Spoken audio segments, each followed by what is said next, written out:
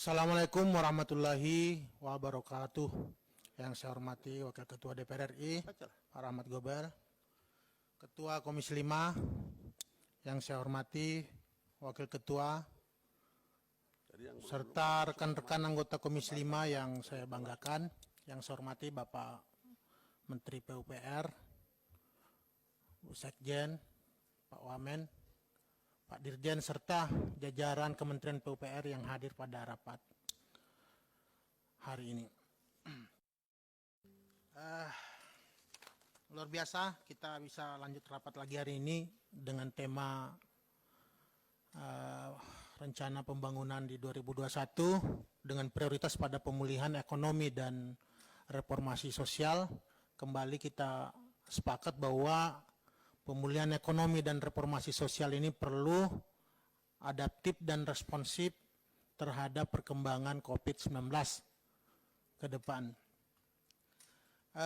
Langsung saja, mungkin saya dalam kesempatan rapat yang mulia ini ingin mendorong Kementerian PUPR agar optimalisasi metode padat karya itu betul-betul menjadi program unggulan PUPR di 2021. Karena sudah terbukti ya, program padat karya ini di tengah pandemi COVID-19, khususnya di dapil saya sendiri, program irigasi, BSPS dan lain-lain, mampu menggerakkan perekonomian sampai pedesaan. Dan itu di samping membantu mereka ya dari sisi pertanian, rumah layak huni dan lain, tapi mereka juga dapat upah, dapat penghasilan ya dari swadaya yang dilakukan oleh mereka. Ini sangat-sangat bagus dan kita dorong semua kementerian harusnya mengadopsi ya program-program padat karya Kementerian PUPR. Kemudian yang paling penting juga adalah melanjutkan program yang tertunda, ditunda atau yang tadinya single years menjadi multi years. Ya, contohnya di dapil saya ada beberapa program yang sangat-sangat dibutuhkan kemudian menjadi multi years, itu mudah-mudahan itu dipantau terus, jangan sampai mangkrak apalagi menjadi terlantar. Sayang nanti anggaran yang sudah dilakukan baik anggaran perencanaan maupun fisik yang sudah dilaksanakan.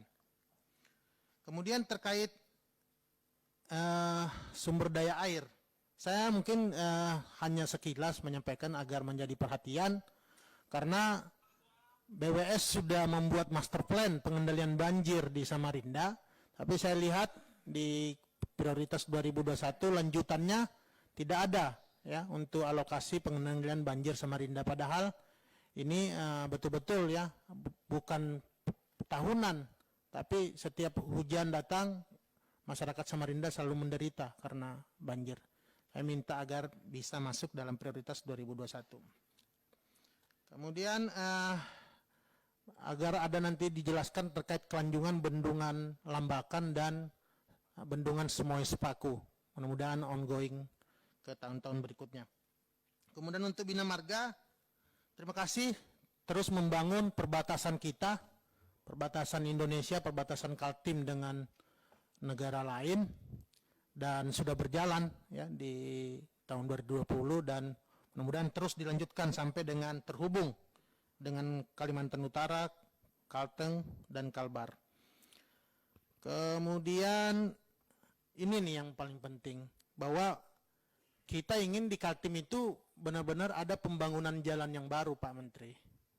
Kita dengan luas wilayah 129.000 km persegi, panjang jalan nasional di Kaltim itu hanya 1.700 km.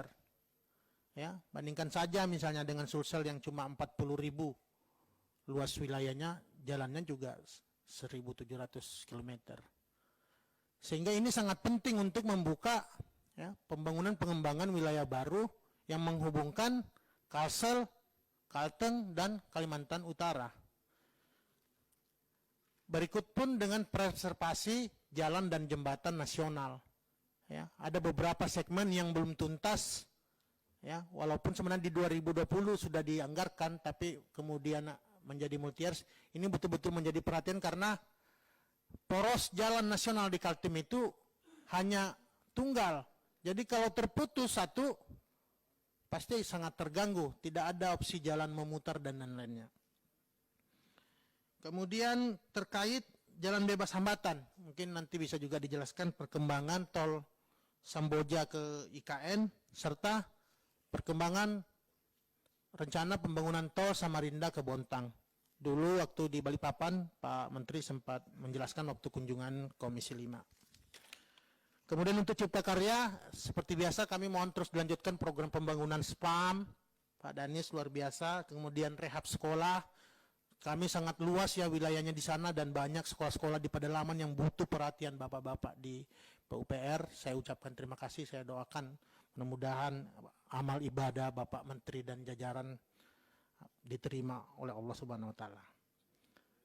Kemudian untuk perumahan ini sudah 6 menit, dipersingkat. Ya, singkat ini penutup Ketua. Ini rumah susun kemarin 2020 dibatalkan Pak Menteri. Kemudian 2021 tidak muncul. Kita sangat butuh rumah susun juga di sana untuk kampus, pesantren dan lain-lainnya. Mohon ini nanti didiskusikan pada rapat berikutnya. Kemudian ada tuntutannya dari masyarakat Kaltim, dari Forum Rakyat Kaltim Bersatu terkait biaya penetapan biaya tarif tol Balsam.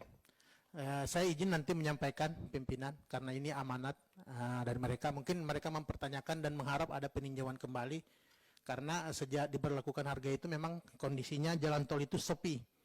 Ya, kembali ke jalan nasional antara Samarinda dan Balikpapan. Kemudian pesan terakhir, kebetulan saya juga aktif di lingkungan. Saya mengingatkan agar pemerintah berhati-hati dalam program nasional food estate di Kalimantan Tengah. Bahwa gambut itu adalah tentu punya potensi untuk dibangun persawahan, tetapi potensi kerusakan lingkungannya sangat besar, sangat rawan. Ya, terutama juga kerusakan biodiversity, kemudian potensi untuk memicu kebakaran hutan dan lahan yang ada di Kalteng. Jangan sampai kita mengulangi kesalahan ya di masa lalu, di masa Orde Baru, program 1 juta hektar lahan sawit. Saya hanya mengingatkan, kemudian background saya juga lingkungan.